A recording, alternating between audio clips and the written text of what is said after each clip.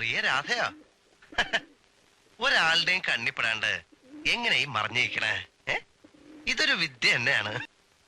ചെറുപ്പത്തിലേ ഉള്ള ശീല തമ്പുരാട്ടിമാരുടെ കണ്ണിപ്പെടാണ്ട് നടന്നില്ലെങ്കിൽ ചീത്ത കേൾക്കും. ശൂദ്രച്ചിക്കുട്ടി, ദുശകുനം, അശ്രീകരം എന്നൊക്കെയാ എനിക്കിട്ടിരുന്ന പേര്. ഇപ്പോഴല്ലേ രാധയും മോളും ഒക്കെ ആയത്.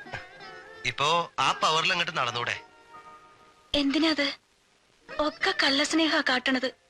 ചിരിച്ചു കാട്ടിയാലും ഉള്ളിന്റെ ഉള്ളില് പല്ലിറുമണത് എനിക്കറിഞ്ഞൂടെ. അയ്യേ, കരയാ? പെൺകുട്ടികള് കരയണത് കണ്ട വലിയ വിഷമാ. അതും രാധ. എപ്പോഴും ചിരിക്കണ മൊഹ എനിക്കിഷ്ടം. ഒന്ന് പുഞ്ചിരിക്കൂ കാണട്ടെ. ആ, ചിരിക്കുന്നേ. ആയ്.